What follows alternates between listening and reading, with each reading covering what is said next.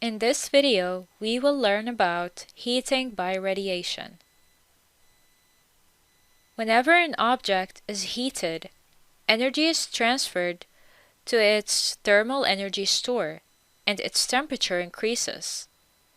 The heating process can take place in three different ways, depending on the medium involved. For solids, heat is transferred by conduction. In fluids, heat is transferred by convection. And to get through empty spaces, heat must be transferred in the form of radiation. We learned before about conduction and convection in details, so in this video we will focus on heating by radiation. What conduction and convection have in common is that they both involve particles to occur.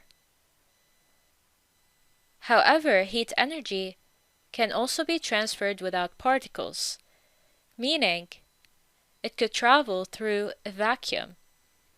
This occurs when energy is transferred by radiation, and specifically when the energy is carried by infrared waves.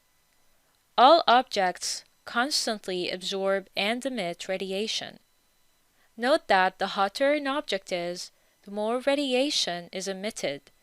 This is why you feel the heat when you put your hand over the grill, even though you are not directly touching it.